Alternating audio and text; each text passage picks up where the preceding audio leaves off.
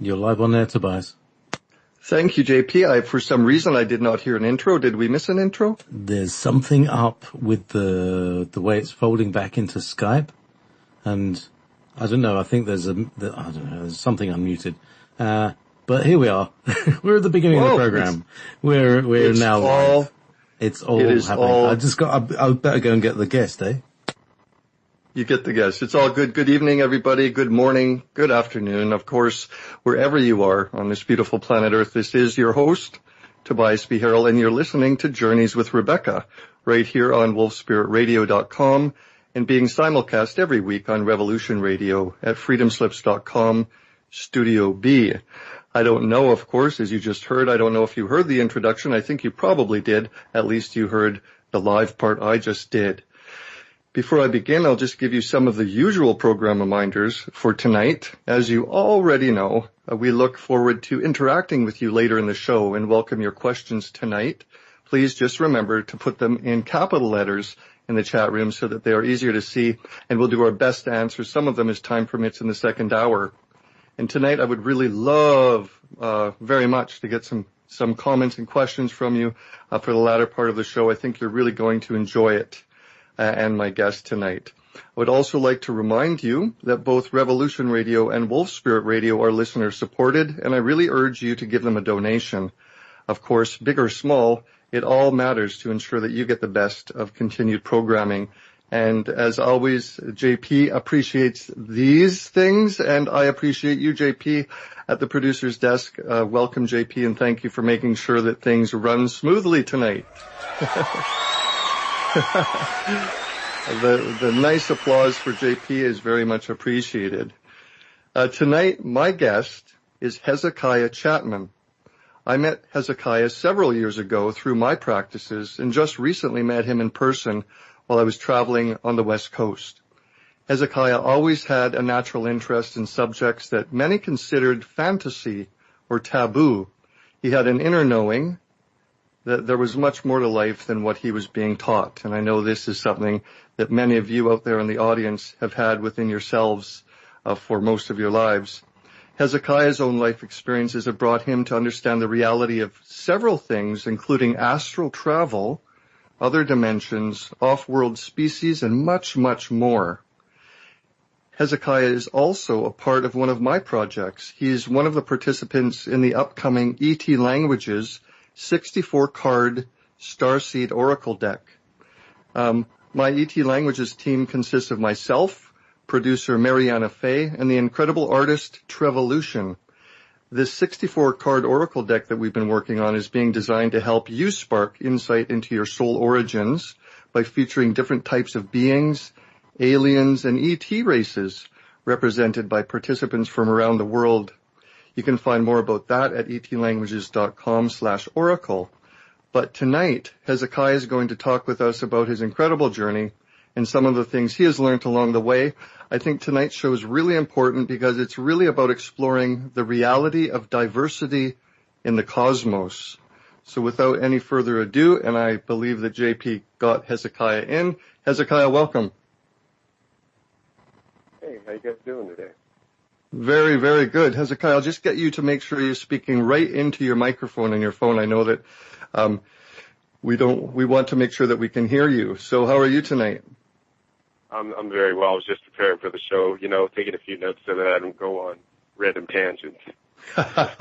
Well, if it happens, you wouldn't be the first person, and I may myself have been the first person, but it's all good. We're here to have fun and sort of enjoy ourselves as the audience enjoys it, and certainly we enjoy the audience and the interaction. So, yeah, it's fantastic. I welcome you. I'm really glad you're here. It was really, really nice to meet you in Kelowna a few weeks ago. Yeah, it was amazing. We talked about so many things, and we shared so many things, about our own experiences and everything. Let's just start from the very beginning. I know so much about you. It's interesting. It's a change for the interviews and people that I talk with, because most oftentimes I don't know an awful lot about them, but because I've known you for so many years and met you in person. It's going to be an interesting discussion tonight because I don't want to try to jump the gun on these things. I know a lot of your stories. You've shared them with me over time, but I think we should probably just begin sort of back at the beginning. How did this all start for you? Why don't you go there? Yeah, so pretty much this all started since way before I could even really remember, what I was doing. I remember my parents telling me about my multiple seizures that I used to have, extremely violent. I would just, from age at least 1 to 2.5 years, from 1 to 2.5 years old, I had very extremely violent seizures. My father or my mother would be holding me, and I'd just go into these extreme seizures. One time I fell and bust my head wide open. It was just insane. Through those years, I ended up trying to, get a hold of myself. I was trying, but at that age, you really can't do much, because you're just so young. You're a baby still. By the time I was 3 years old, I started questioning a lot of things. When I started questioning a lot of things, this was because my grandmother and, my mother, for the most part it's my grandmother though, they would tell me, so much about the radio, so much about TV, so much about all of these things. I was raised strong Christian, very strong Christian, and that was all my upbringing consisted of. So there was no possible way that I could have, any other influence because I didn't have any friends who were into these kinds of things. Everybody thought this was taboo. My entire family was into Christianity. So, I would be reading the Bible, singing all these different songs, what have you. It made me really curious as to why they wanted me to stay away from the TV, and, I definitely ended up finding out. But one day I ended up watching TV, and I snuck to do it. And ever since that day, I was at 3 years old, ever since that day, I started having extremely vivid, insane nightmares about these huge spiders. And it was very repetitive. They were very ongoing, reoccurring for several years, at least until I was 7 years old. And these dreams, it consisted of me being inside of pyramids. And eventually I realized that I was inside of pyramids and all these ancient structures. Down the line, I studied more into it, and I found out that I was actually in Egypt. These spiders would chase me through all of these rooms, secret compartments, doors, and I had no idea why. I know I just used to wake up extremely scared, in the middle of the night. It was crazy. My mom didn't know what to say to me. My grandma didn't know what to say. No one knew what to say. No one knew anything that was going on with me. No one could understand that. I couldn't tell, any of my brothers or anything. They didn't understand it. Who would listen to a kid that's going through some things like that? It seems like, it was imagination. I did sort of put it off because, I was too young to really be getting into that stuff. These nightmares really did get me to question reality more because, I was thinking that, if I'm having these dreams and they feel so real, all of these sensations, they just seem so real to me. My fear, it was so very, very real. It shook me up. I was very, very anxious. I became very anxious, very scared all the time. I didn't want to sleep, Some days I didn't even get any sleep. And I just would try and find ways to try and connect with what those were, or try and find ways to find out about these things that can be in your dreams, or these things that we call nightmares. By the time I was 4 years old, I ended up starting to watch a lot of different shows because I just said, forget it. I'm going to watch TV. This is the thing that I do. I really wasn't someone who was much into video games like that. I liked TV a lot simply because of the fact that they had a lot of different shows on the Travel Channel, on the History Channel about ghosts and spirits and extraterrestrials, but I was very skeptical of that in a sense, like highly skeptical, and that would always make me bring my guard up because it made me feel like I was crazy because I've been told, people are crazy that believe in that stuff for so long. So here I am at 4 years old watching, Ghost Adventures, Ghost Hunters, a haunting, watching all of these shows and just learning about all the steps that you take to debunk, different experiences for myself, to provide myself with some closure, to find out whether or not I was hallucinating or something, maybe these seizures did something to me. Maybe me splitting my head open when I was, 2 years old did something to my head. I thought that that's what could have happened.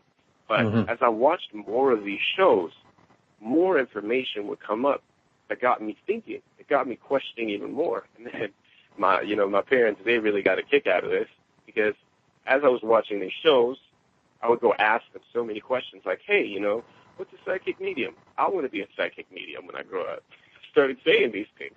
I was like, hey, I want to be a ghost hunter. I would like to be a parapsychologist.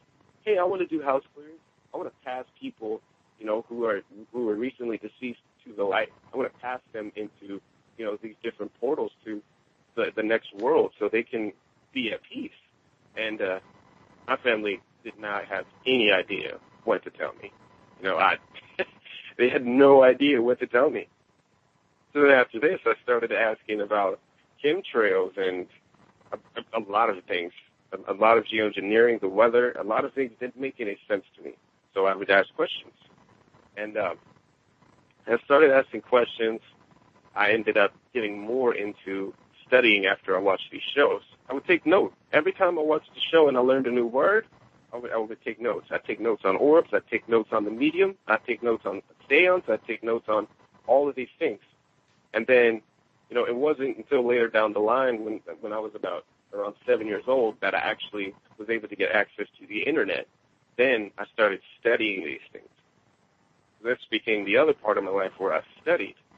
And I would study so far into these things that it took over my reality. It started completely taking over my reality. I became extremely antisocial. I became an outcast because every kid that I talked to, that I was around in elementary school, they all thought I was insane. I would ask the most insane questions. I make people really rethink their life, This drove me to the point of being suicidal. It really, drove me crazy by the time I got to middle school. In middle school, I started being the person who was giving advice for relationships, giving advice for everything. I was way ahead of my years for my age. I was very popular around everyone because I seemed to have known, exactly what to say, what to do for people and their significant others. I was able to provide people with closure for their mothers and grandmothers and people who had been recently deceased. I was doing a lot of these things, and I still could not believe it. I still didn't know. I still didn't have a teacher. I was doing all of this, by myself. So, Tobias, I'm pretty sure you can relate to this. When you were younger, I'm pretty sure it drove you into an extreme depression too, when there's no one who can relate to what you're into or what you experience, Well, yeah, Hezekiah, it's definitely something that makes you feel separated from the rest of your family. It can make you feel separated from the rest of the world. Obviously, it can make you go one of two ways. You can go into yourself and get lost, or you could actually go into yourself and explore more, like you've obviously been doing. I was just going to stop and pause here for a moment. I'd like to hear a little bit more about, that's such a young age. You talk about helping people with closure, and even I think you mentioned helping people cross over and different things. Could you tell me about, even at that younger age, what you were doing to facilitate that type of thing?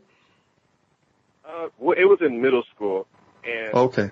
Pretty much there were people that were around me that, most mediums would understand that, when there's a spirit around, when there's a spirit around. You can just sense it. And if it's your gift and it comes natural to you, you can feel these things. Mm-hmm. I never knew what exactly it was, but I did know that I was, crossing someone over. I knew that there was something there, and this something was actually taking my advice and being guided into what, we would refer to as the light or the other side. Mm-hmm. Away from the earthly plane, which is a whole lot better for them and the family member that is grieving over them or they're grieving over, because it lifts a huge weight off of their shoulders and even the spirits, so that they can go further in their evolution into, the spirit world. And So here you're at 7 years old, 3 to 7 years old. You have all of these questions, all of these curiosities. You're trying to find information. You're brought up in a very strong Christian family. They try to sort of keep you from the outside world, it sounds like, at the beginning, with trying to avoid television and such, but you obviously got your feet in through the door into the television and got some information, which is a really good thing, I think. It's funny, we think of the television as usually a negative influence, but in this case, it sounds like it was a positive influence, because it made you question specific things, and it gave you some access to those subjects that are outside of the norm, really. And then, so fast forward into your middle school years, and not only do you feel certain things, but you have experiences, and you realize that you're actually communicating like some of the people that you saw on TV with the mediums or the seances that you mentioned. You're actually communicating with spirits.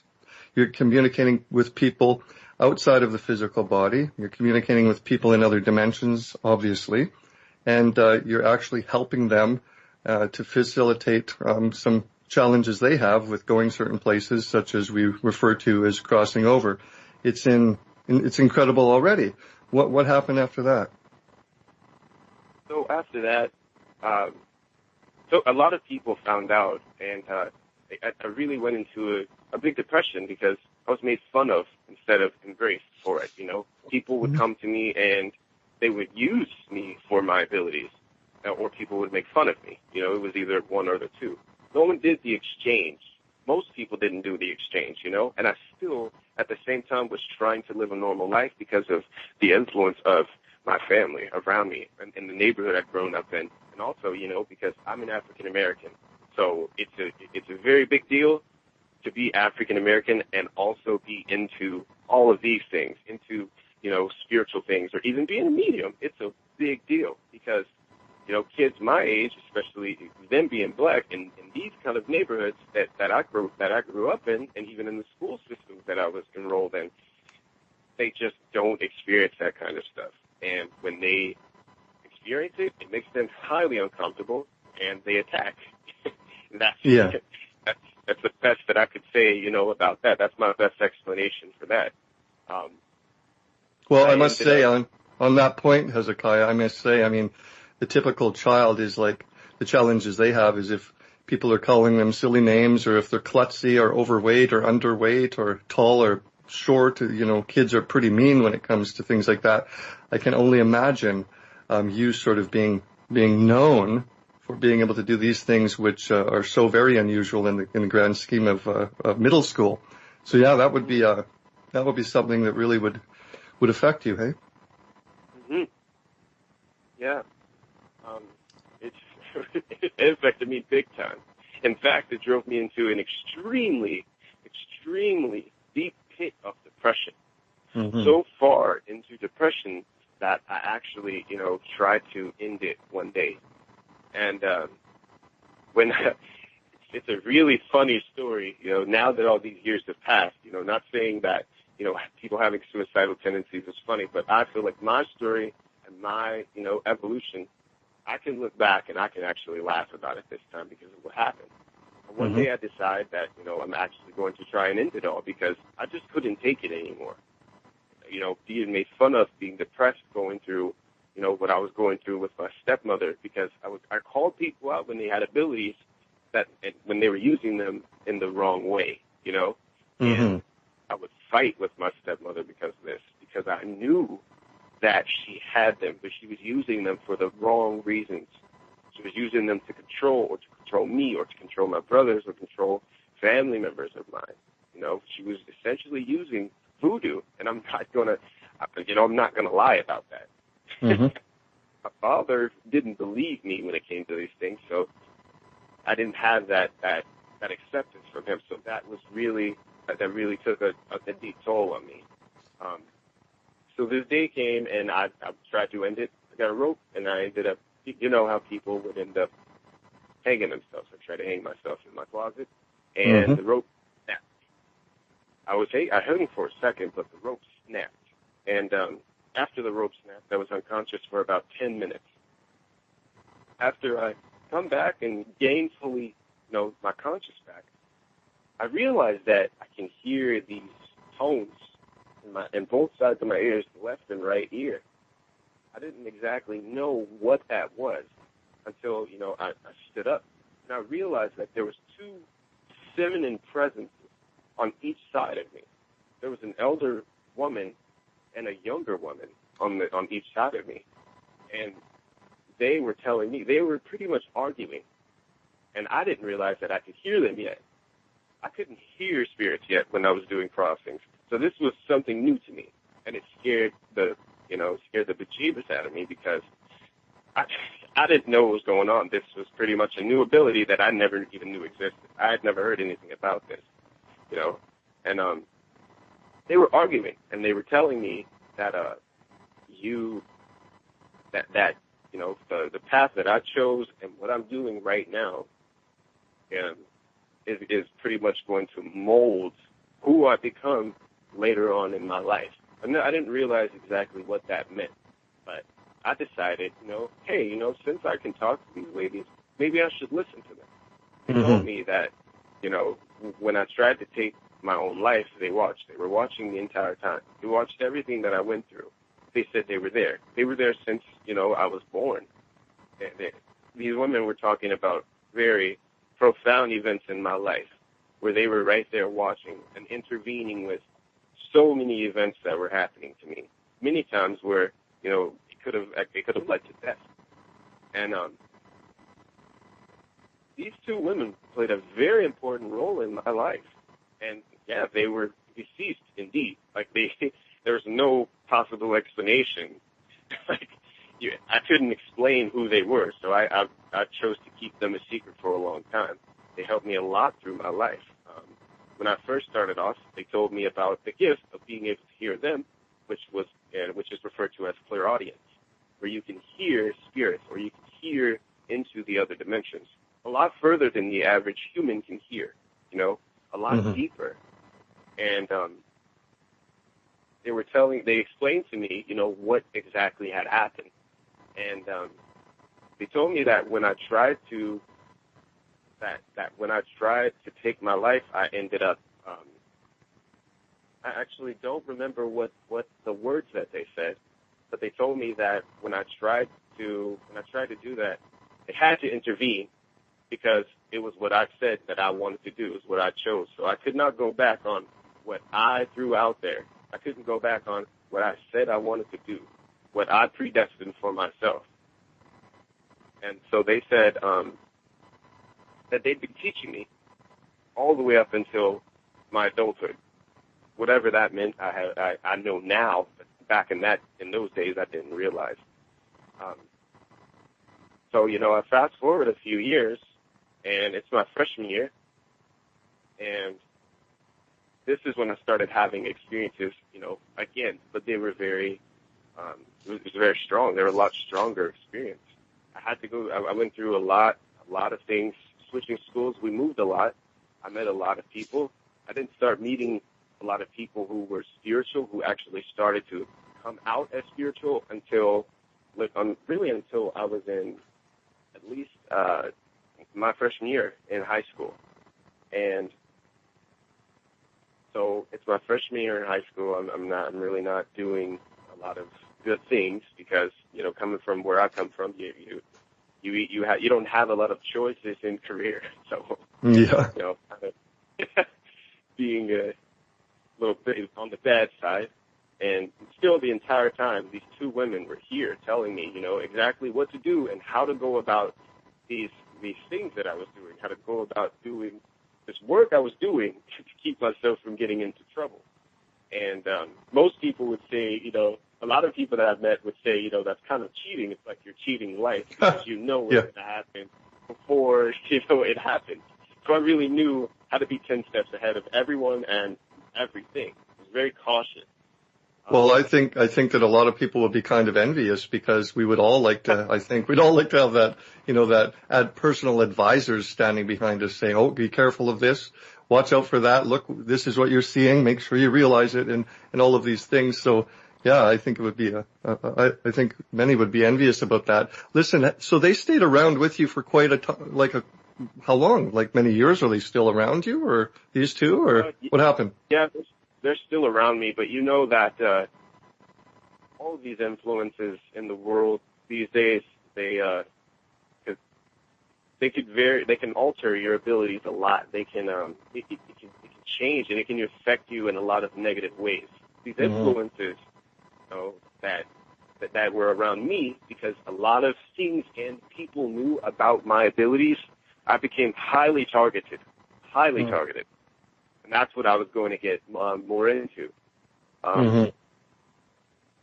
So during my freshman year, I realized that I had a friend who all through middle school was right there. Every time I would get in trouble, because I wasn't the best kid because of, my upbringing, I still tried to help a lot of people, but I wasn't the best kid because of everything that I had all pent up.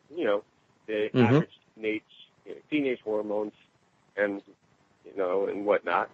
So, this friend, she was always in the background. Every single place that I went, she was right there. Everywhere that I went when I was in school, she was right there. This all started in 8th grade. Every time I'd get in trouble, every time I'd go to the principal's office, every time I'd be dropping off the enrollment sheet, all of those kind of things, to where if I'm doing errands, if I'm doing anything, even if I'm walking to the bathroom, I would see her. It was as if she was a spirit. It's as if she would follow me to all these places. It was like I was destined to be friends with this person, which is very interesting because we have a beautiful friendship now. And she's played a big role in my spiritual evolution as well. So my freshman year, I get into a lot of trouble. I end up getting arrested, and I end up going to another school. I go to a continuation school for some time because the Board of Education tells me I need to get straight A's. So this continuation school I go to, I get straight A's there, and then I get to choose the school I go to. So I went to this school. It's called McLean High School. I end up going there, and I end up meeting my friend Mary there. So she goes there, and I officially get to meet her. So I see Mary, and I instantly understand, her. I understand her situation and what she's going through, because it was the same thing that I went through. I noticed that, it's a pattern. A lot of people who were like me throughout my life, they went through the exact same things that I went through. The steps weren't similar, but their personalities, their abilities, and the way that they reacted around other people, and the way they acted, the way they talked, and even the way they carried themselves, they were very similar to how I was. So I knew exactly, what to say to Mary and what to do. I still was very skeptical of her because, you never know who is what. There were people who faked it before and got me to believe and really hurt me, Yes. And so with Mary, she ends up confessing to me that she was a medium as well. So it was really funny.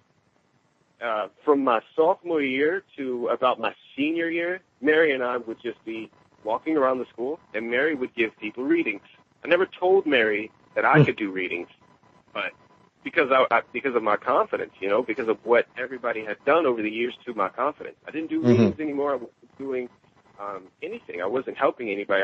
I became very pessimistic, even though I had my guides with me. Even though I still had the help, I started to not listen more because things seemed to be getting worse for me. I started to not listen to them more. I started to listen to Mary. Mary would be telling me about, she's like, hey, I know that there's these two ladies that are around you. I don't exactly know who they are. She could read me like a book. She could read everyone around the school like a book. And that's how, I would get my practice really in kind of studying people who had abilities, because I would study her when I hung out with her. And I had her back to the fullest, man. I would always have her back. People would try and make fun of her. People would try and make fun of me. But I was very popular because I hid my abilities. She didn't care. She did not care. She would read people, and she'd tell me to go ask people, was this true? We'd be scaring the crap out of people because she'd be telling people's futures and all kinds of stuff. So my junior year comes, I end up being this kind of advocate for people, for kids who are suicidal and negative and a lot of things, like a lot of kids who are just very misunderstood.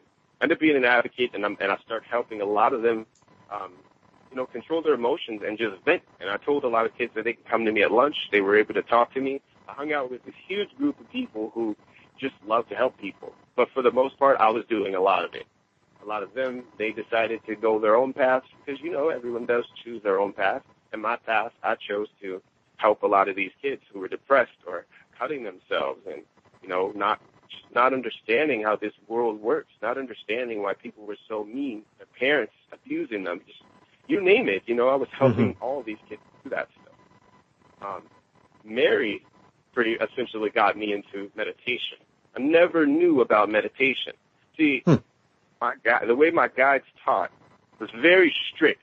They never introduced me to anything that I wasn't ready to go into. They never gave me any kind of lessons that I wasn't ready for. They would not explain a single thing to me. They would not give me tutorials, no breakdowns, none of that. They would monitor and they would tell me, good job. They would let me know that they were there for me. I got the validation I needed, and that is it. I was not taught by any of them, any of the two women, that is. And one day, Mary and I, we decide that, it's time for me to get into meditation because Mary was saying that my light needs to be dimmed. And I asked her, what exactly are you talking about? And she was telling me that my energy needs to be, when you dim your light, you're essentially grounding. You're putting energy back into the earth, and you're recuperating your energy so that you can build up your barrier, your protection, so that you don't get attacked. And I never, I didn't understand what she meant until I started getting into meditation. So one day we both find this meditation that is on, I think it was on Conscious Life News, and it's this meditation. It was called Awaken Your Third Eye. It's something very corny, extremely cheesy to buy. It was just hilarious to me. And I'm like, okay, yeah, so I'm going to awaken and open my third eye. It was really funny to me. And Mary's like, yeah, so I think we found the same article. She's like, I think we found the same article. And I'm like, really? We compared notes, and it was the exact same article. And she told me that she thinks that it's my time to go into myself and fully embody myself as she has. And it was very confusing at first. And she said, you need to look at this article and do this technique, Hezekiah. So I'm like, okay, I'll go through and I'll do this technique. So I start, and I end up going through this technique, and I do it. It takes 3 consecutive days. Everything that I read is exactly what I started going through. This was the time that I started actually experiencing all of the abilities. I started experiencing my abilities. I started, to realize a lot more. A lot of the answers that I wanted started coming to me. So on the third day that I did my meditation, I went to sleep after, and they say that you're supposed to take a break. Well, I didn't take a break, and my guides were very upset with me because it felt like I was pushing it, This is very sensitive stuff, and your pineal gland is a very, very sensitive object. So if it's overstimulated, it can be very negative. So I went to sleep, and I woke up at about 3 o'clock in the morning. When I woke up, I walked into the bathroom. I used the bathroom, usually what people do, And so I thought it was a normal thing to wake up at 3 in the morning. Everybody was up in arms about it. I'm like, I don't know. I don't see the reason why this is a big deal. It's just, I'm just using the bathroom. People say it's the devil's hour. It's whatever. I don't know. My family is big about these times and numbers, whatever. So I come out of the bathroom, and I pretty much see this big ball of light. It's a huge ball of turquoise electric energy. It's electric. It's very, very, very vivid, like in person. And I thought I was, draining. So, you know, I'm looking around and I'm like, I'm draining. I have to be draining. This is not real. I'm thinking this is not real. I close my eyes, I wipe my face, I open my eyes, and it's bigger. It's growing as I look at it more. So when I looked back, it got bigger. It expanded, and I just did not know what to say. I start backing up, and the two women appear on each side of me, but they're behind me. The older woman is the only one that's speaking now, and she says, don't run away. This is you. And I'm like, what are you talking about? This is who you are, and this is another piece of you that you need to consume. And I'm like, whoa, what do you? Well, I don't know. I'm like, I'm crazy. I'm clearly crazy, you know. And she's like, well, you're not crazy, and you're gonna consume this. This is your time. You wanted this. You opened this, and this is your time to find the rest of yourself. So you're gonna walk into this energy, and you're gonna consume it. So I paused, collected myself for a few seconds. And as soon as I took my first 2 steps, this thing was conscious. That's what I learned.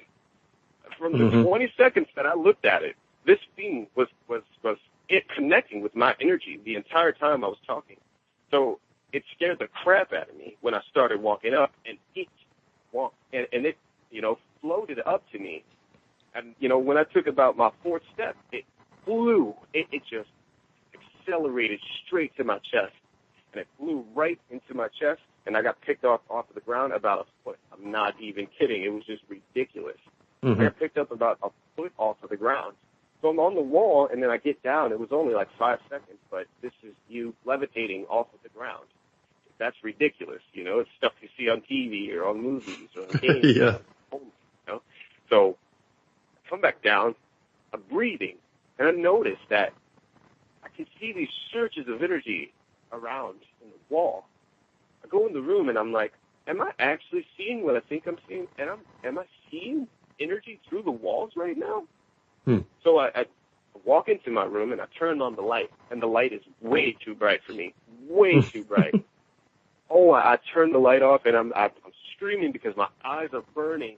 And as I turn the light off, I'm watching these surges of energy go back into the sockets, and I pretty much was seeing X-ray through the wall, looking at energy currents going back into the sockets.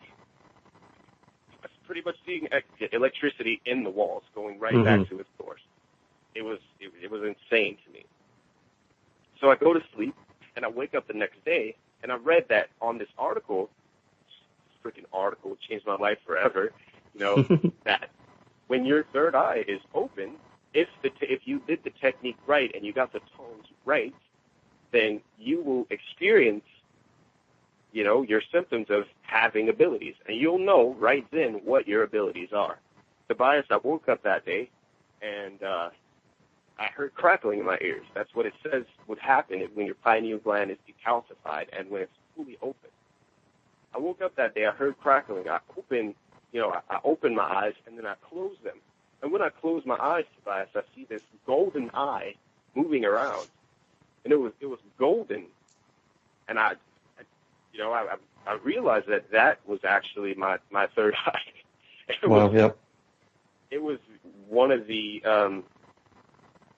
most interesting days that I've had in my life, honestly. I mean, my other experiences might say otherwise, but I feel like this one was the most interesting because this was actually part of me, you know. And so I opened my eyes, and I'm thinking, you know, hey, you know, what are these abilities? Because I read in the article, you know, you could have a variety of abilities. You could only have one. You know, it's very random for each person. So you never know what you have. Yes. I go outside. One of my friends comes up to me, Eric, and I see this thing on his shoulders. It's like a black cyst of energy on his shoulders that has claws into him. And I'm like, holy, whoa, you have some kind of thing, some kind of demon on your shoulder. Like, I see this thing, and it's like talking into your ear. And he's like, bro, I don't know what you're talking about. I'm like, I see this thing on your, you know, it's talking into your ear. I see it on your shoulders. It's like a cloud of black energy. I didn't know, you know, what that was until I looked further into it. And, you know, later found out that these are shadow people. These shadow people can be manifestations of people's negative emotions, and they can attach to that person and literally start to control that person as their own, as a slave, as their vessel. This is when I started looking into possessions and those things, but I'll get into that a little bit later. So I continue on that day, and I start to hear these voices in my head. It's not in my ears like I usually would hear my guides. It's inside of my head, in my temples, on each side of my temple.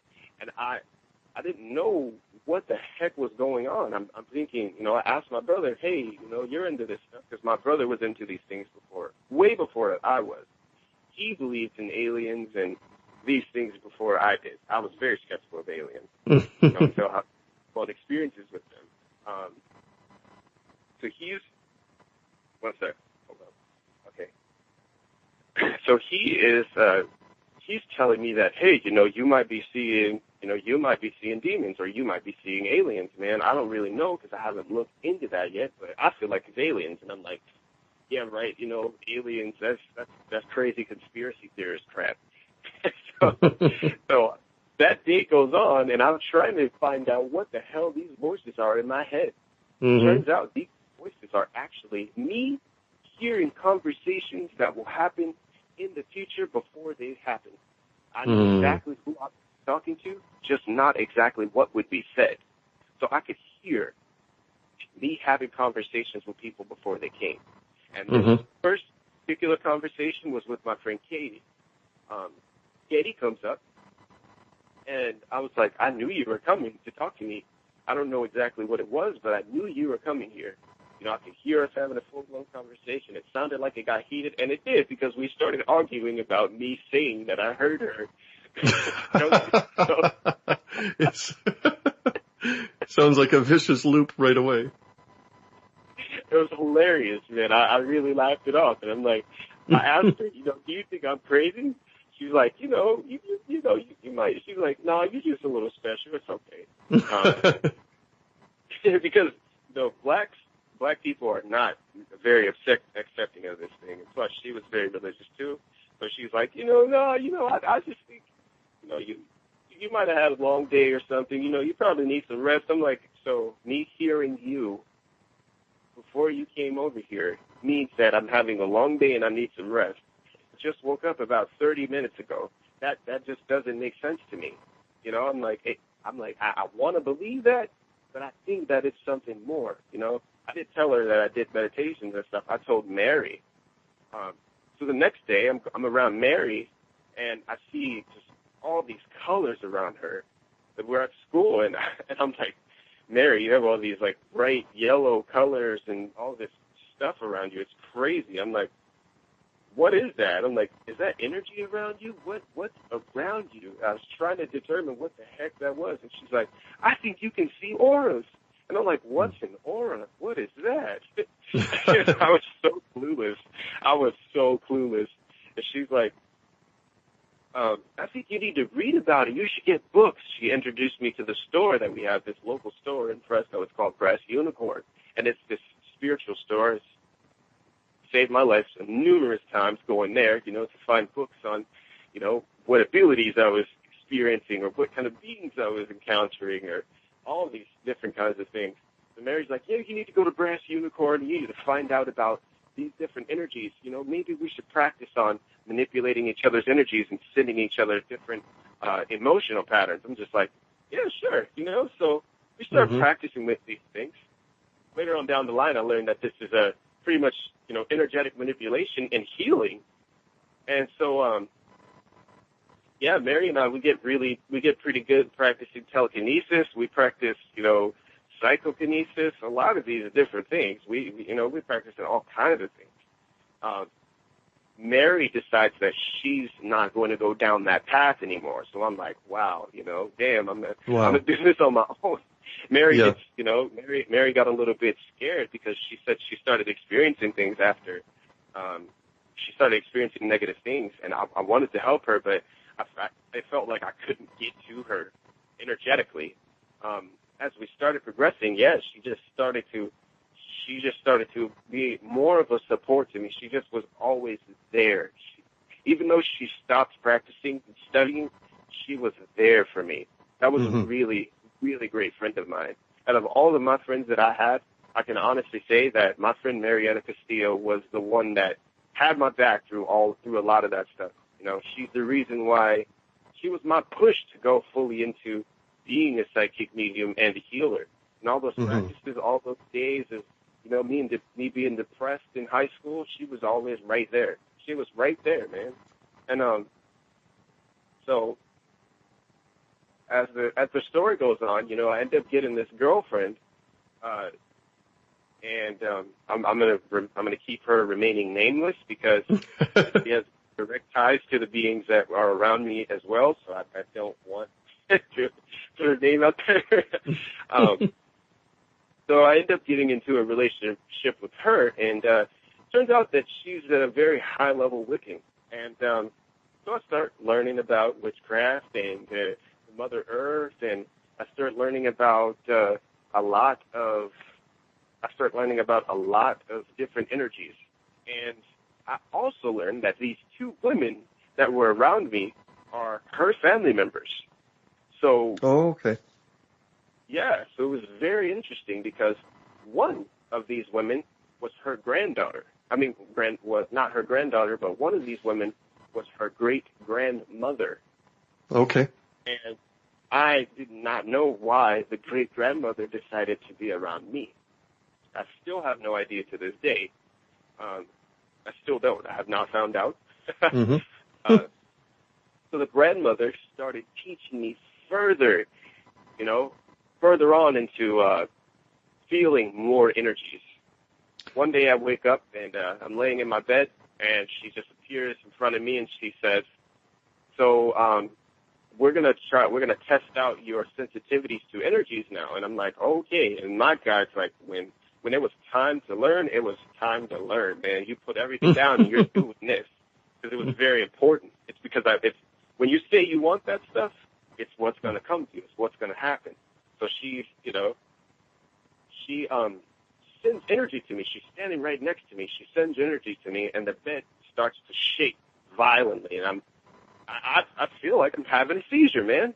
But I was able to control myself from not being able to see. I was able to see exactly what was going on. What she was doing is helping me take off my restrictions from being able to leave out of body. She was preparing me to be able to astral travel before I even learned what it was. When she sent this energy into my body, I freaked out because I started shaking. My hands started pulsating. The bottom of my feet were pulsating. My knees, my body, everything. My bed started shaking and jumping off of the ground. And it was bouncing off of the ground. And I was scared, man. I was scared. I was like, stop it, mentally telling her, stop it, please. And she's pretty much telling me, no, you want to learn these things. You wanted to learn this. You said that you wanted this. I'm not going to stop. Whether this is going to be hard for you or it's going to be easy for you, it is your choice that you decided. You wanted to do this. So I'm here. And this is how you're going to learn the best way. I'm like, okay. And it's true though. I didn't have a teacher for all that time. And then I get her, and now she's actually teaching me in-depth things. She tells me about this energy that I'm going through. She explains what I felt, about the taking restrictions off of my body. And that was essentially the first step of you leaving your body when you're astral traveling, when you're going to astral travel, the heavy stage. That's what I felt. But because, I'm an empath, I felt all of it. And I'm sensitive to energies. I felt everything. I felt the energy of the world. I felt chaos energy that was around me. I felt a lot of negative energy around me. I felt everything all at once. And this is when I got introduced to that term neutrality, because I felt good and evil at the same time when I would feel these things around her. And after this first experience, I decided that I was going to go buy my first crystal. So I bought my first crystal, black tourmaline for protection, and to see if it would bring me luck, because that's what I had read. So I bought this black tourmaline, and I'm using it, and it was interesting because I connected instantly with it. It was almost as if this was the stone that was calling to me. So I picked it up. The energy, it very much vibrated on my level, and I needed it. I could tell that I needed this crystal. So I go and I'm learning how to put energy into it, charging it, heating. When you heat up crystals and all of the things of that nature, Grams, that's who the elder woman is. That's what I came to later refer to as Grams. She's telling me that I'm going to need this stone for my encounters that I'm going to have with my girlfriend. The next day comes, and my girlfriend's telling me about these entities that are attached to her. And she said there's about 7 of them.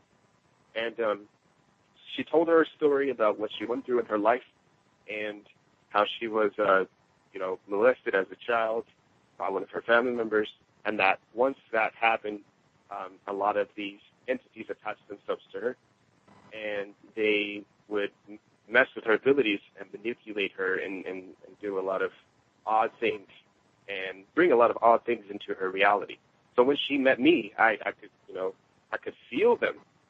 Mm-hmm. I could feel all of that, and I could feel this connection that I did not know yet. I would always say, I feel like this. I couldn't tell her, actually, that about her great-grandmother. She told me about her great-grandmother, and it just made more sense, a piece more together about this being and this other woman that was with me. So, so pretty much with that story, Grams was the great-grandmother. My girlfriend, she ended up being the other spirit that was with her. That is the odd part. So the entire time that I'm going through these things, we would go through arguments. We would go through, extreme fights, energetic fights. She would manipulate my energy. She'd manipulate my brother's energy. She'd practice on us for her spells. She would, she could control people. And when I say she could literally control people, she would control us like we were robots, like we were puppets. She'd do spells that literally would have us controlled. She could send a message, and we would do exactly what she was saying. It was insanity.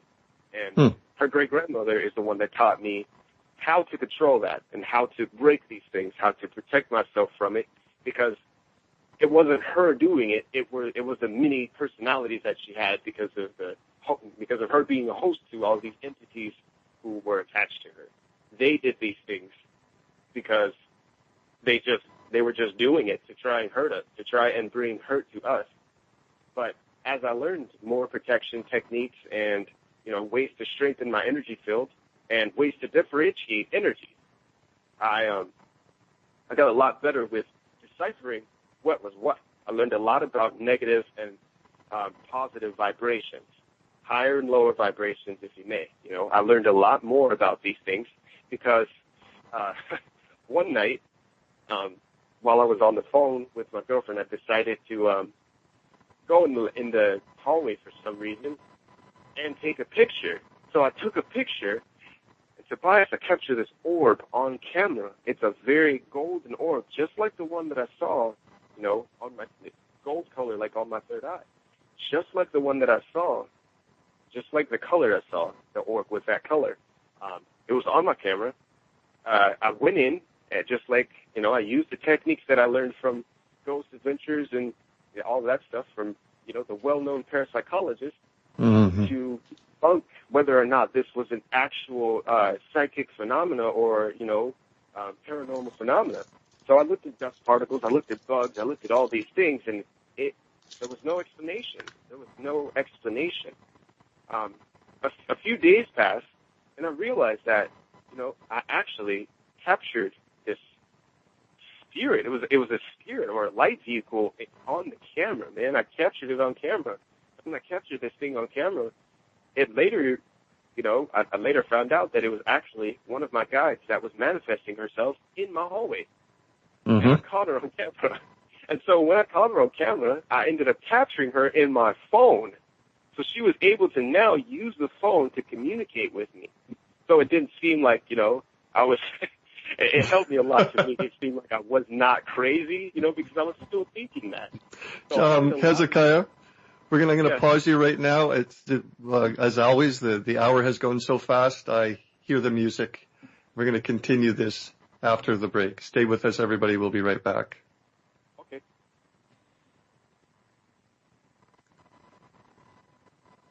And now I don't hear the music. JP, was there music playing, or what was that noise? Okay, we're off the Revolution Radio air. I've got the I can see the player I've got a window with the player in it, so I'll bring us back in at the end of the bumpers, which is great because some of them are terrible.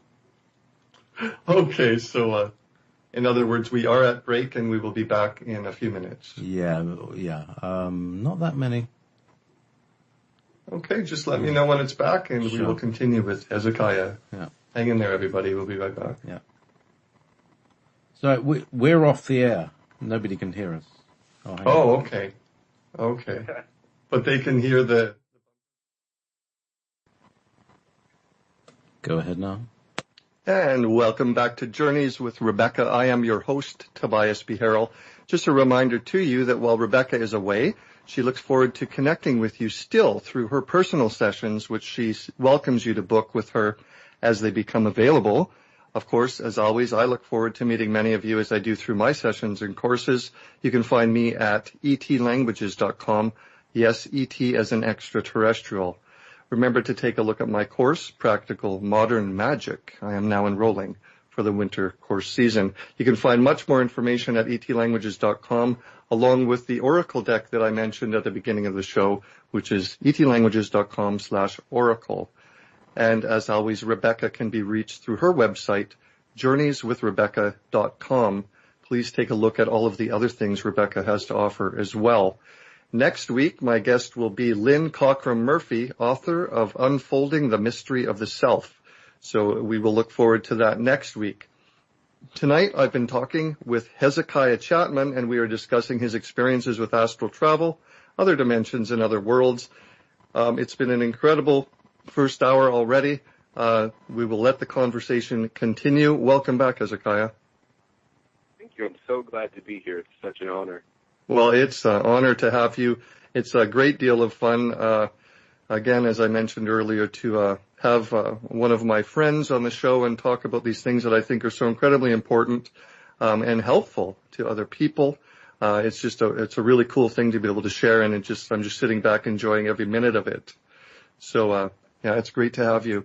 So wow, I was just, thinking over the break, there's so many topics that we could, split off of and go into at depth here. And I'm not going to do that with any great depth because I want to hear much more of your stories and experiences. And it's got a great flow tonight. But the thing that stood out, one of the things that stood out is the fact that you're seeing things and experiencing things that most people to some extent can feel, but don't really realize the true reality of them. You talked about, earlier in the show, you talked about when you first saw this sort of shadow being on the shoulder of one of your friends with its claws in him, and you mentioned that that's basically what you came to understand is that was basically some sort of thought that manifested and was literally speaking into his ear or into his brain. It's fascinating, these things. Tell us more about where this journey took you. Okay.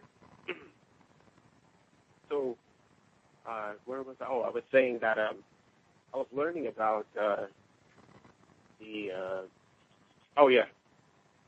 learning to differentiate really positives and negatives of energy and the energetic fields around beings. This helped me a great bit from Graham's helping me, determine who was who, and it helped me realize who my allies were. Not even before I even got to see their faces, it helped me learn who they were. So I would be texting Graham's and my other, and my other guide, which I won't name her because her name is the name of my ex-girlfriend. So it's strange, and I don't want to disclose her information like that. Yeah, of course. Yeah. But so my secondary guide, I'll just call her my secondary. I could say Grams, but my secondary, that's what I'll say. So my secondary guide and Grams would work together to help me in determining energetically who was coming through to speak with me, who was coming through to cause trouble, who was coming through to try and attack me astrally, who was coming through to try and control me and harness my abilities, even suck out my life force energy. Because there were a lot of experiences that I had where there were things who, I'd wake up and have sleep paralysis, but it would piss me off a great amount. I mean, Tobias, I'm pretty sure you already know when you find out about your strengths and you know what you can do, you know that energetically something messed with you energetically. It really is just not a good idea. Well, it's interesting. It's interesting, Hezekiah, because you're talking about just what you mentioned about your life force being taken out of you. That's one of the most common things, right? People without the life force, which literally is the life force, the prana, the chi, it's all the same thing. That's what fuels the body, the mind, the higher mind functions, different abilities, as you alluded to, and to have that pulled out of you by someone who has that ability, whether they're here in physical form or some other dimension or what have you, is absolutely to weaken you. So yeah, it's a really interesting but important topic to talk about for sure. So what did you do? What did you learn? You're talking about the different energies. You were obviously getting to know the feeling of the energies, the way you sensed them, saw them, felt them, taste them, etc.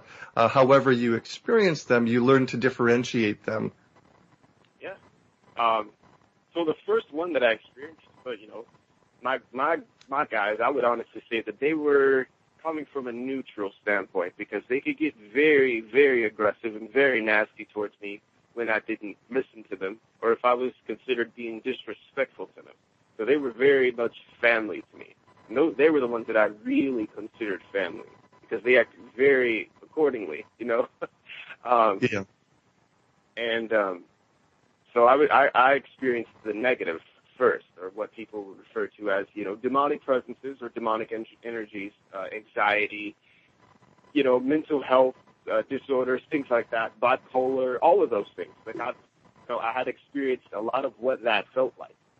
Yeah, Tobias, I'm like essentially talking about how I had multiple personalities and went through multiple timelines in a little span of 2 years, honestly, with no one to really explain it to. I could only explain it to Mary, and I couldn't really explain it to my girlfriend because when I did, guess what? I'd get attacked. So yeah.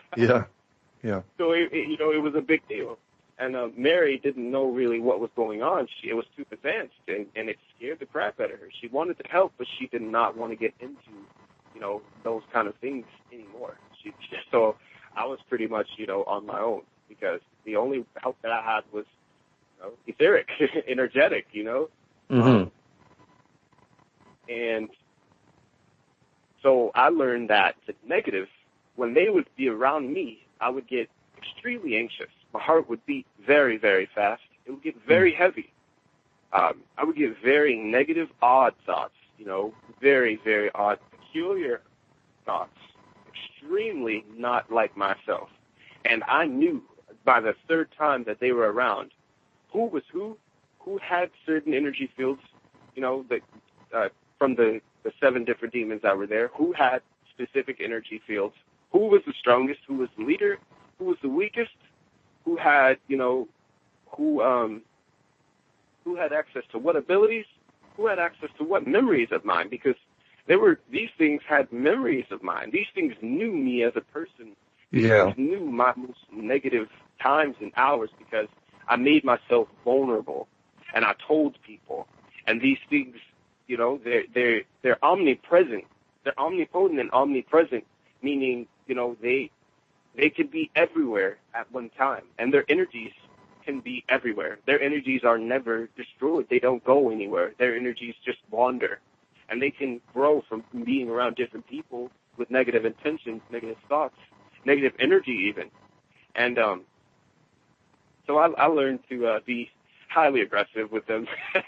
I definitely learned how to talk to them, how to keep them away, building barriers, how to weaken them, and I also learned how to harness energy from them and pretty much use that energy for alchemical processes, like using it for healing energies and, pulling that energy out of people, which is what I do in my energy sessions. Like I will pull that energy out of a person, send it into the earth grid, manipulate that energy, and you transform it into, the good energy, bring it back in and put it into their bodies, providing an extremely different effect than it had before. And it's profound. And it became really fun, but it was still very scary. And experiences with these beings led up to me getting attacked a lot. But I did, learn how to tell the difference between who was attacking me. So my first experience was this being that came down, who came down to me. I don't exactly know where it came from, but it didn't have the colors that I was used to, because I identify vibration as colors. That's when, because I'm a clairvoyant. So if I see color and I see a specific light pattern, then I know exactly what vibration and what tone that's emitting at. So I knew, that this guy was trouble. So he came in while I was in meditation, and he knew how to speak to me telepathically. I was in this room, no windows, no doors, and he was trying to get inside of my head, essentially trying to possess me, pretty much. Mm-hmm. I found out about it, and I ended up encountering him in my room. He ended up on top of me when I woke up at night, and I had sleep paralysis. And I told him when he did that, I knew I had learned and been taught how to get them off of me when I'm in sleep paralysis. What I learned and what I teach is that if you're ever in a situation where you have sleep paralysis, you think of someone who you care about strongly and how bad you would like to protect that person. Don't give yourself up as, be vulnerable or scared or showing any kind of fear, because that is weakness. And at that moment, they can pounce. They can have you. They can have whatever kind of energy they want from you. And so my little brother slept in the same room as me. So I was thinking, I don't want my little brother to be hurt. I do not want anything to attack my little brother. So as I was thinking that, he let up and he backed up away from me, screeching at me, because the energy of me wanting to protect my little brother was so powerful. It was the love energy. I learned how to protect myself with the love vibration, unconditional love, protection, and pretty much after that, he stood back and he was telling me, why do you not want true power? And I told him, this is not true power if you have to take it from someone else, if you have to pick on someone who is vulnerable, if you have to steal. You should not have to steal any power to be all-powerful. And it took a while for me to actually get rid of him. I learned that, he was actually a shadow person. He was a very powerful shadow person, was never a human for sure. I don't exactly know what kind of being that it actually was, but I do know it was a shadow. I didn't know what timeline it came from. But it took me about 3 days to actually get rid of him. And it was, pretty much a very deep spiritual experience for me, because I got into it with him every day for 3 days straight until I finally said, get the hell out of here, and he left. And I pretty much destroyed his energy signature when I did that, because I got so much strain from being around my brother and having that protective field around him, that protection, it caused destruction to him. And he ended up leaving.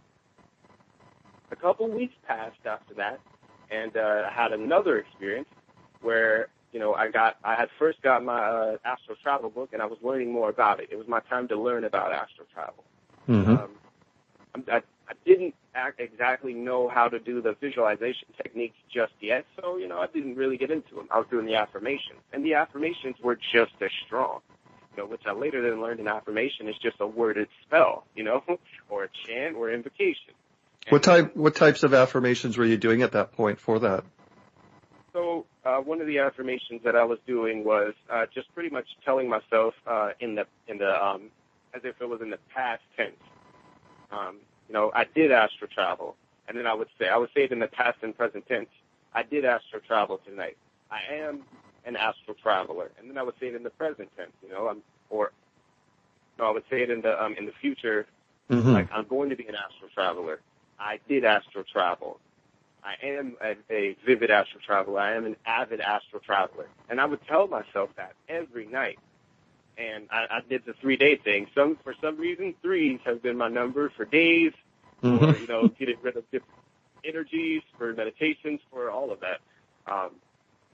So I did that affirmation for about 3 days until I finally actually left my body.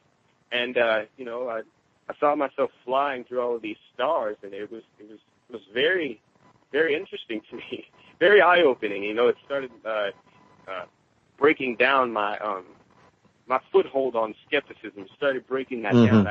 I didn't have my foot on that so much anymore. I didn't want to rely on skepticism. I wanted to go deeper after I experienced this.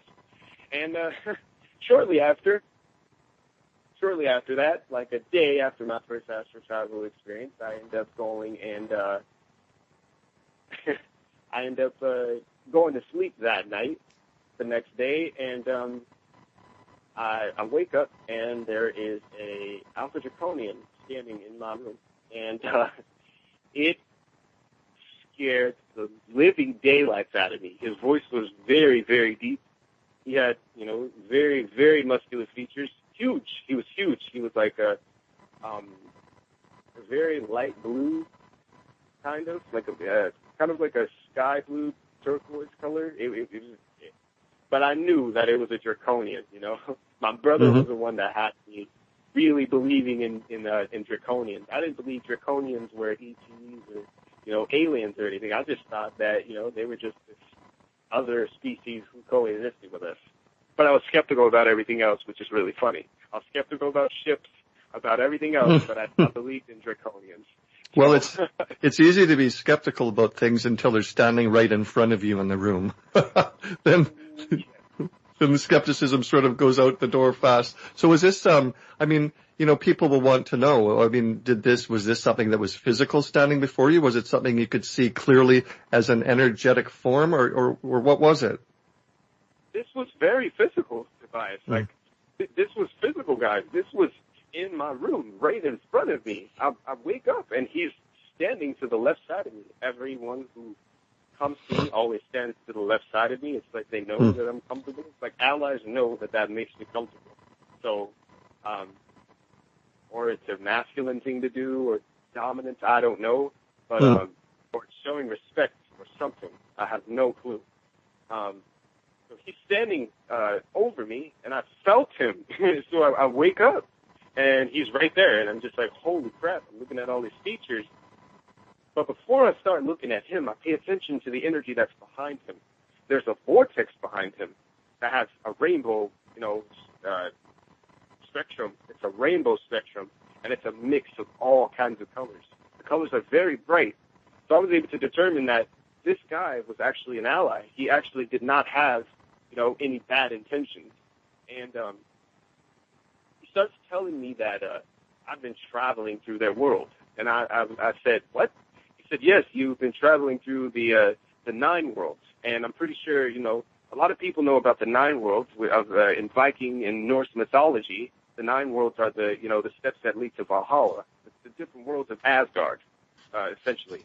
And so he's telling me that I'm traveling through here and that his family is very concerned that I might have acquired some abilities from another world that I don't need to be in control of.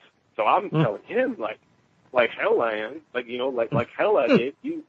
You're not about to take anything away from me. And he was saying that he came here to warn me, and he said that he'll do whatever it takes to protect me. And I'm like, oh yeah, okay, whatever, buddy. Yeah, whatever. I'm like, that's what they all say. Yeah, exactly. I'm like, yeah, I don't think so, dude. That's weird. That's weird that you would tell me that you're here to protect me, because the only ones that are here to protect me, are the ones that are with me, the 2 women. Mm-hmm. And they vouched for him. So it was interesting. they were, they were pretty much like, hey, so yeah, this is a family member. And I'm like, what? I still don't exactly know what he is or what he was, but he told me that that's the world where they harness a lot of energy. They use that for their rituals. They use that for magic and interdimensional travel. But they're not as if they. Yeah, go ahead. When you say they, who's harvesting the energy from this certain world? Reptilians and the Draconians. Okay. I'm just going to remind you, Hezekiah, for some reason your voice is fading out a little bit. Just make sure you're speaking to the mic. And go ahead and continue. I'll stop interrupting you. Go ahead. Okay. Yeah. Can you hear me now? Yeah, that's good. Okay. Yeah. So it was the lower realm reptilians and alpha draconians, and that's who was paying me visits, and it was very eye opening to me, and he over those next few days was to give me a very life-changing gift. And so, after those few days of me communicating with him and talking to him, he was telling me about, he wanted to know, who I was working with, all of these different things. And he's like, they will interrogate you. I want to let you know that. And he's saying, if you do say who you're working with, then they will come and they will go after whoever you say you're working with. So I'm like, so what is this, a test? Am I supposed to talk to you? Am I supposed to not say anything to you? Am I supposed to, be protecting myself? Are you and I supposed to be fighting? I'm not understanding. He pretty much said, he's like, no, I wanted to test you to see if you would tell me. And I'm like, no, I'm not going to tell you because you don't need to know that. I barely even know you. And for you to come up to me and say that you're an ally, or his term, he said that he was a turncoat, and never heard that term in my life. Say it again, Hezekiah. What was the term? He said that he was a turncoat. A turncoat. Yeah. Okay. Or a what is it called? A traitor to his civilization, to his family. Okay. Yes. And so over those next few days of me getting to know him, he comes back with this very interesting gift. Touches my shoulder, and I end up leaving. I leave my body right when he touches this specific spot. It was on the left side of me. I forget exactly where it was, but he touches that area, and I am awake, but also out of body. So it's a very strange feeling. Strange indeed. And he says, he's like, I have something for you. So I'm like, well, what? I didn't know what he was talking about when he said he had something for me. Before I tell you guys this, I want to go back and talk about Grams and my girlfriend before I tell you about the gift that he gave to me, because this piece is what I forgot to include before I told this part. So perfect. So my ex-girlfriend and I would do this thing where she would communicate with her guide. I mean, with her great-grandmother. And like I said, I couldn't tell her that I could speak with her great-grandmother because it was forbidden. They didn't want me to tell her because for some reason it was forbidden. And so not to mention the fact that I think you knew her great-grandmother before you knew her.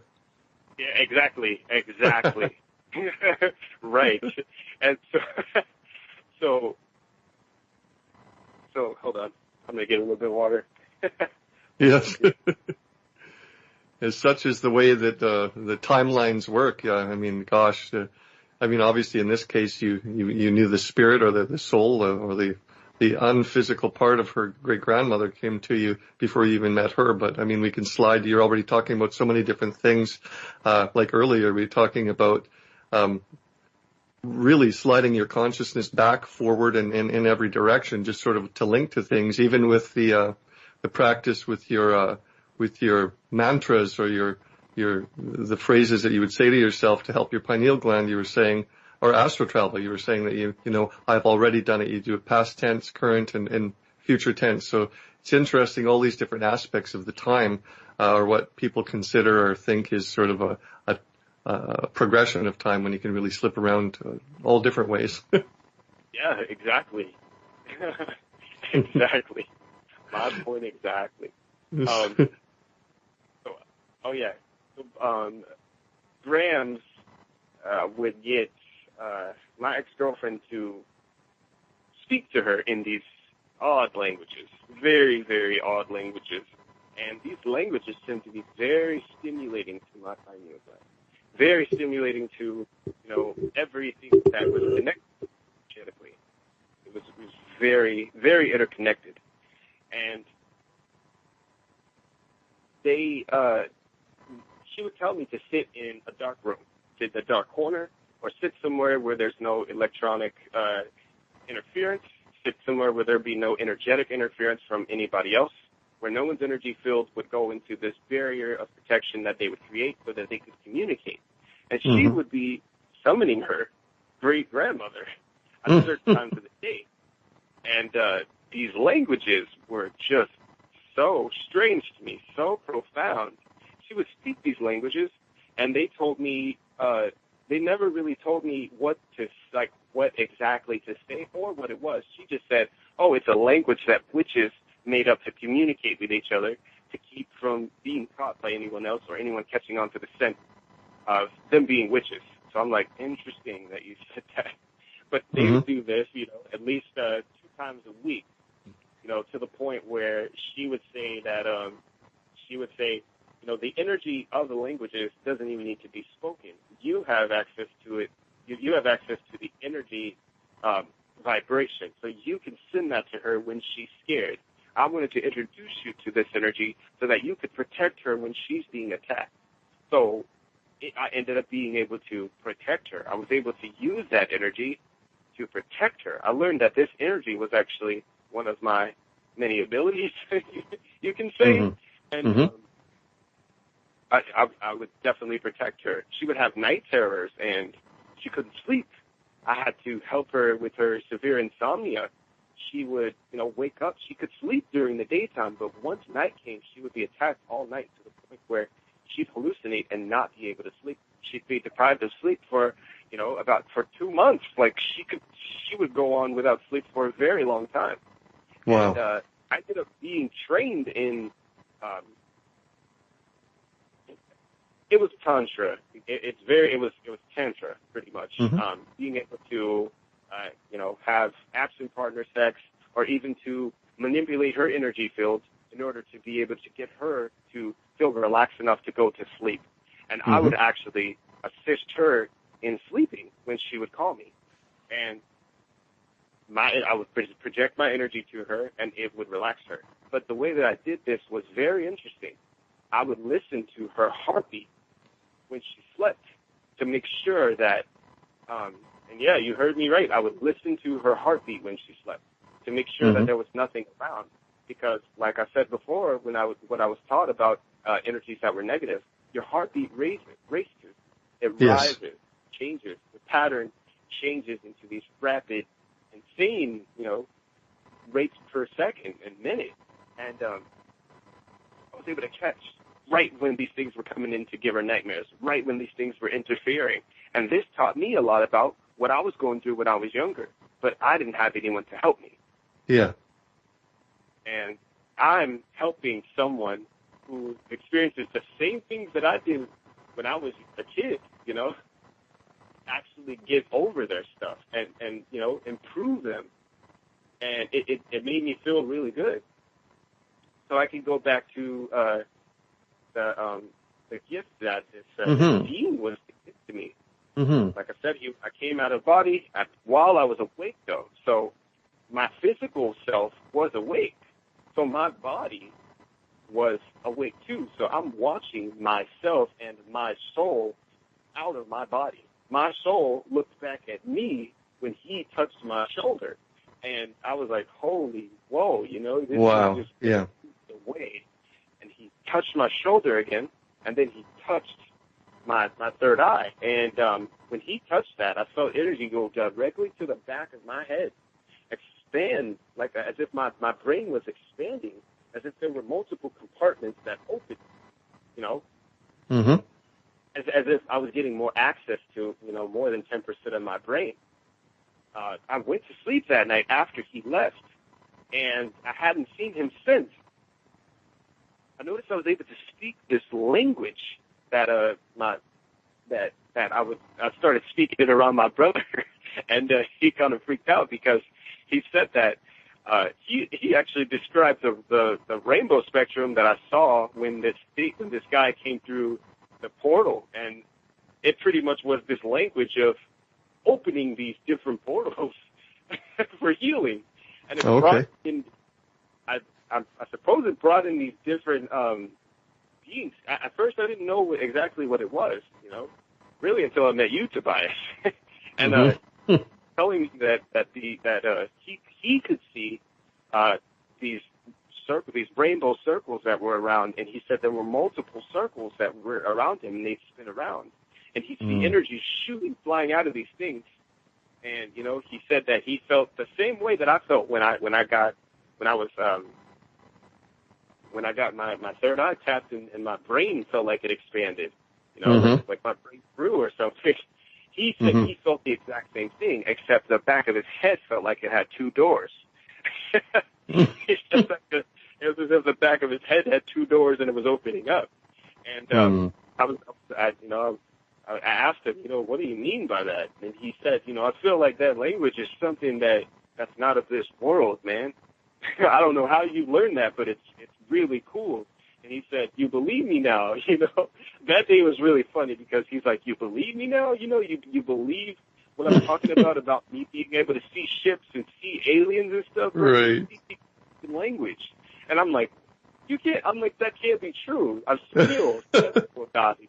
Like, I was so stubborn. I'm like, are you kidding me right now? You say I'm speaking alien language. Look how you sound. He's like, look, dude, you told me about your experiences doing readings for people and stuff. How is it far-fetched to say that this is an alien language?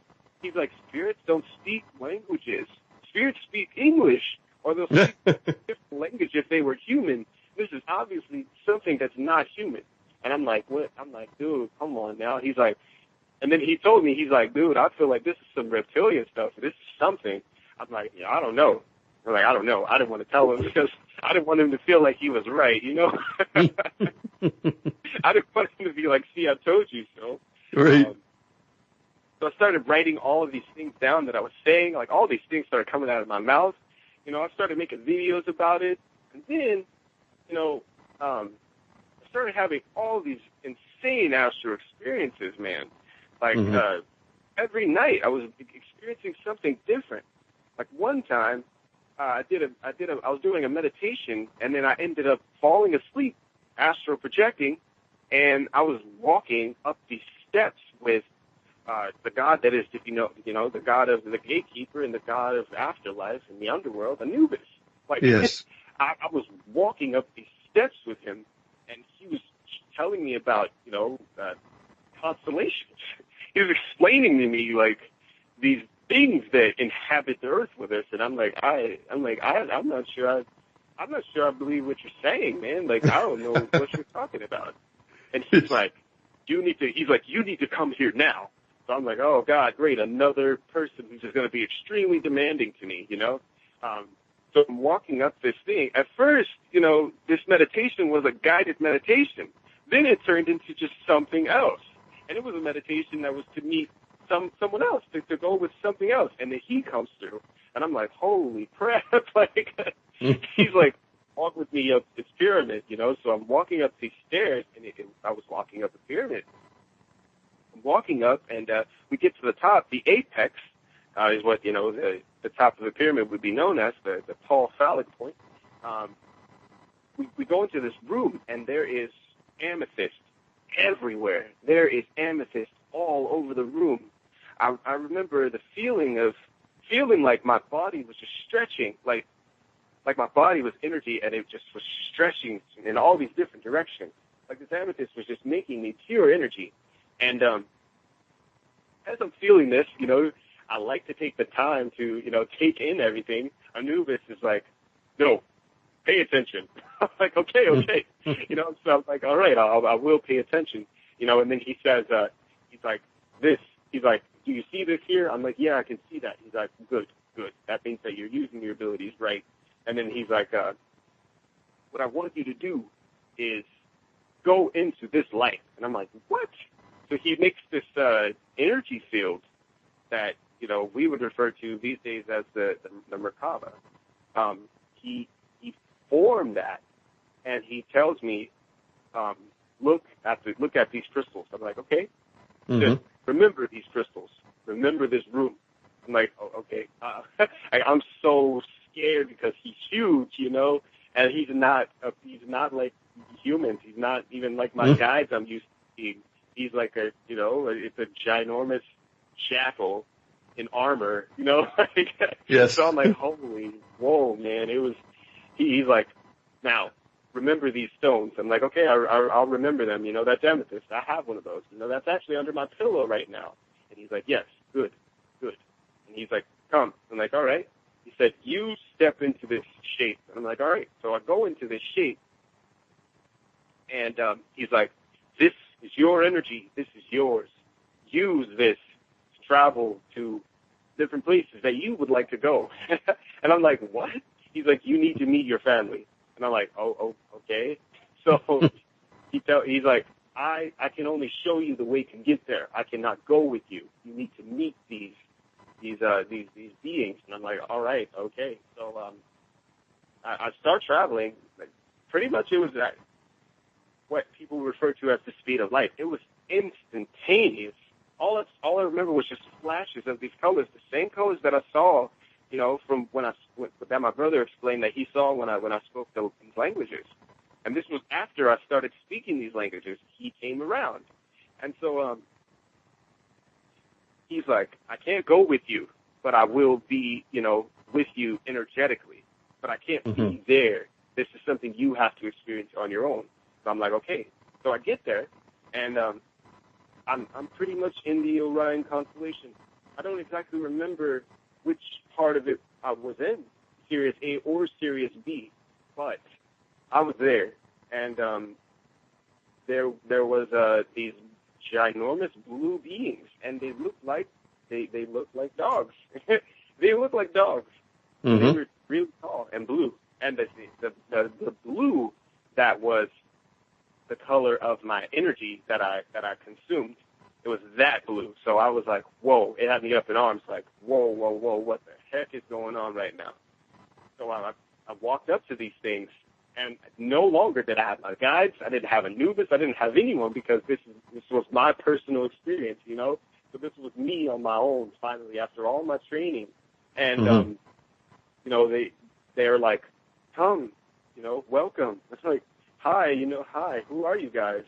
And it was a male and a female, but they had very male and female energy. So the female had very masculine and feminine energy. The male had very feminine and masculine energy at the same time. It was so powerful that they reached out their hands and they told me, here, feel what it's like here. So when I felt them, Tobias, I instantly started crying because it felt like the only feelings that you get when you're in meditation, inner peace, true peace, true understanding of yourself, your purpose. It felt like this was home to me. This felt like home. And they made me cry. I was crying the entire time, and I sat down on the grass, and the grass was weird. It was like purple grass. It was so strange. It was purple grass, and the sky was like green, and it was just the strangest color spectrums that were around. The trees were purple and all kinds of different colors. It was wacky. It was stuff like that you see on, surrealist paintings and stuff. It was very strange. It's really funny just what you just mentioned there with the purple grass and the green sky, because those, I used to, for many, many years, did carvings in stone and carvings of gemstones and different things. And my favorite color combination has always been putting purple and green together. Perhaps we now know why. Yeah, exactly. Probably. Yeah. So it made me cry, man. I was crying for like 20 minutes, and I'm thinking, hey, I'm crying here. I wonder if I'm crying physically, and I was crying physically.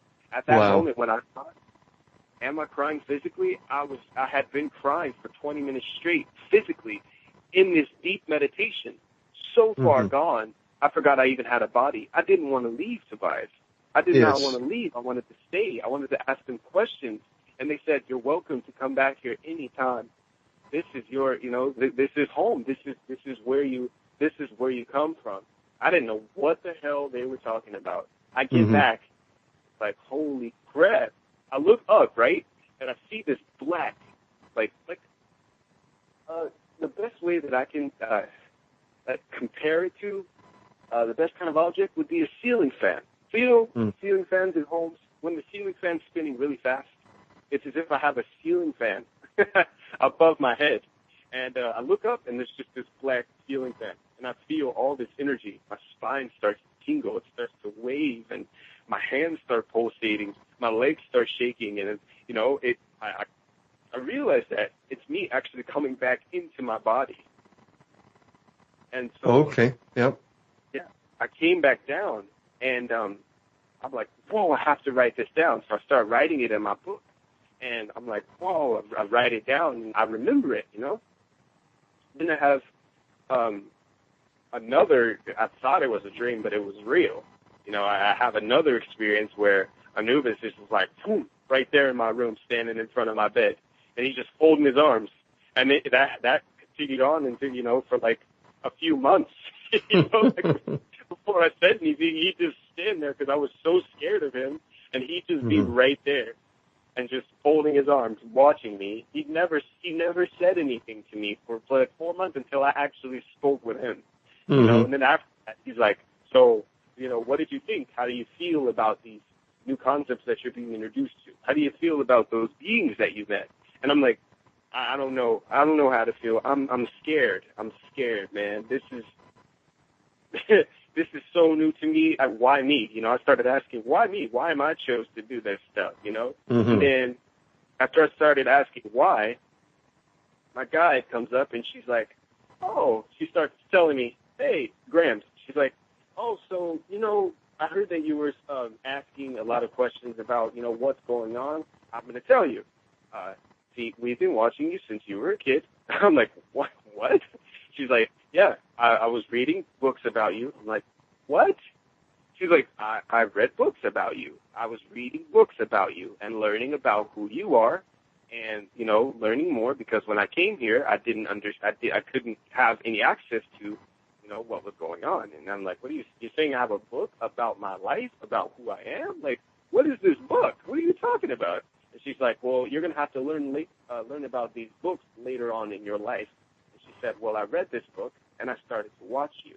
It wasn't, at first it wasn't my intention to become your guide because I didn't want to interfere with your personal journey. But you were so fascinating and you were catching on so fast that I wanted to be a part of it. I wanted to keep you safe. And I'm like, what? Why would you do that? It pissed me off because I'm like, you knew what was going to happen, like you knew what was going to happen. Let this happen to me. You did this. Yep. I was depressed. I was doing all this. And she's like laughing. She just laughed, She's like, yeah, it's okay. You survived though. And I'm like, wow, so it's funny to you guys. My pain is funny. That's just great, Well, what doesn't kill you makes you stronger. Exactly. This is when I decided to start, trying to shut her out because it really pissed me off. It pissed me off that she would joke about something like that. This is very serious. And I have to learn that they don't have any connections to anything emotional. So they don't have any human emotions. They don't know how to filter themselves or express themselves in that manner, especially if they're a lot higher in vibration, or if they're coming from a different dimension. They don't experience emotions on the level that we do. So I thought that I was losing my abilities, but I was still talking to her. She would talk to me every day when I would go to sleep. I would wake up having all these crazy freaking experiences. One time I had an experience with these beings that I later came to know as the mantid beings, the mantids or the mantid species. Before you get into the mantid story, I'm going to interrupt. I'm going to talk about something. It's really fun because actually the reason that I met you is because of Anubis. Because I was out there in the world and across social media and YouTube and talking about ET languages and the very first YouTube that I posted was called the Anunnaki language, the Anunnaki spoken language. And so, of course, that's probably how you initially found me in this great, big, huge world. And I noticed you because, of course, a lot of people from all over the world were coming to me and wanting to talk about different things related to the languages. And of course, later I posted a more in-depth language video on YouTube. I think it has 8 or 9 different languages of ancient and ET origin. Anyways, you actually posted on your YouTube channel a YouTube, and you named it A Message from Anubis. And somehow it was brought to my attention. I don't remember if you brought it to my attention or someone else did, or perhaps I even just saw it on Facebook. But I did, I'll be honest with you, I did what I usually did. That was sort of, I kind of roll my eyes and I thought, oh sure, it's in A Message from Anubis. It's probably somebody just, somebody's channeling someone else. They don't know what's happening. And of course, as you know how the story ends, I mean, I went and listened to it and it actually was Anubis that you were, who was speaking through you, and you were actually giving a message specifically to me directly. And I won't get into the content of the message, but it was fascinating. It's still on YouTube. I'm looking at it right now. And it's fascinating because it's in a different language. It's actually addressing me and one of my other friends directly. It was fascinating. So from that moment on, I knew that, something about Hezekiah was that he's the real deal and something's going on. So that's where our journey together as friends began, and we built our friendship from there. So I think it's very fascinating to see, when the ancient world, when people from the old world, other places, reach into our modern reality and touch us and connect us and bring these things together. It's a mind-blowing thing sometimes, but it is the way it works. Yes. Anyways, you go ahead and tell us about the mantids. Oh, okay. So one day I was, because I started doing a lot of astral projection. I started doing a lot of astral traveling. Some would say I became obsessed with it. All I did was did spiritual things. All I did was stay inside. All I did was study, everything that there was to know about astral travel, about, different beings who were around, about the possibility of aliens. We looked deep into conspiracy theories. We spent days and hours, we spent months on these things, looking into all of these different things, different contacts, different contactees, different people who I should have got in contact with. I met a lot of people because of that. But I ended up going really deep into a meditation. I left my body. This one in particular was very strange because I noticed that when I left my body this time, I ended up in a place where I heard a lot of chirping. It sounded like chirping, almost as if it was birds, but yes. Then it turned into clicking as I tried to tune in more, as I manifested more into that dimension. I want to say this was about the 11th dimension, something like that. I could be wrong, but I remember them telling me that it was the 10th or 11th dimension of existence that they were in. And so as I manifest again, I hear chirping, and then it turns into very, very distinct clicking sounds, almost as if it was Morse code. And then it turned into English, and I hear a male voice saying, "Can you understand me?" I'm like, "Yeah, whoa, Yeah. I'm like, yeah, whoa, wait a minute, who's talking to me? Because all I saw when I opened my eyes was a blur of purple energy, and I'm like, what the? Like, whoa, I just see a purple blur. And then, as I felt myself fully, manifesting into that dimension, when I was finally fully manifested there, they fully manifested themselves. Scared the crap out of me because they were literal walking mantid beings, literal ginormous mantids. They were like, 8 to 9 feet tall. They were huge, man, way taller than me. And I'm looking up at these things. They have.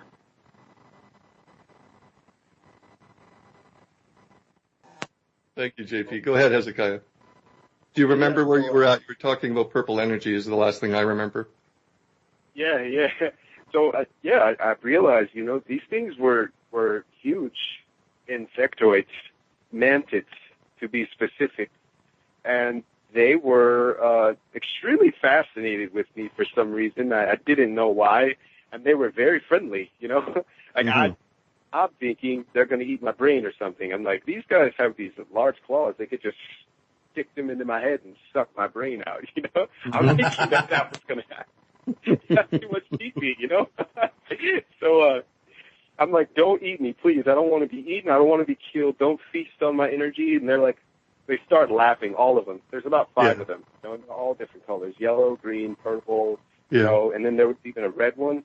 And then they're like, the main one, the purple one, he's like, see, no, we are not going to eat you. We're here to teach you. And I'm like, what? What? How did I even get here? They're like, oh, we summoned you, and that's okay. They're like, welcome. I'm like, oh, well, okay. And then, like, they just get straight down to it. I'm like, I didn't get any chance to ask questions. They're just like, come. I'm like, all right. So I walk with them to this stream of water, and they're like, look. I'm like, okay. And they're like, what do you see there? I'm like, I see a stream of water, maybe a river. It looks really nice. It's beautiful. It looks very clear. It looks really clean here. And he's like, yes. Now look closer. And I'm like, what do you mean look closer? Touch my head. And the water disappeared. And he's like, now what do you see? I'm like, I see a dried up trench, pretty much. It's a dry trench. And then he's like, yes. But I'm going to show you something about this trench. It's a very special trench. And he's like, here, now we'll put the water back. I want you to watch one of my allies one of my colleagues get into the water. I'm like, okay. Like, watch him get into the water. And then you'll be able to see what happens to him when he goes into the water. Tobias goes into the water, and he starts to be stretched to unbelievable lengths. I watch him get stretched until he pops. And when he popped, he turned into these little tiny particles of something. And he just disappeared. And then I look back at the, at the head. Yeah, I was just gonna mention that we're gonna come up to the end of the show here. It's gonna happen in seconds. I don't know if I'm not hearing music playing. There's so much more to talk about. Where can people find you before we go? Where can people find you, Hezekiah? They can find me on Facebook. It's just Chapman Hezekiah or Hezekiah Chapman. You'll find me on there. Good. Hezekiah Lee Chapman. That's my main Facebook. They can add me on there. They can reach me on my Gmail. It's chapman16@gmail.com. People can reach out to me on there. They can add me on Skype. My Skype name is HEZZE147. Well out of time. Sorry. Okay, we've lost the end of the show, but thank you, Hezekiah. Give me a sec here. Just give me a sec. I guess JP will disconnect soon. Okay, well, thanks, JP. We're done. Thank you, Hezekiah. Oh, you're welcome.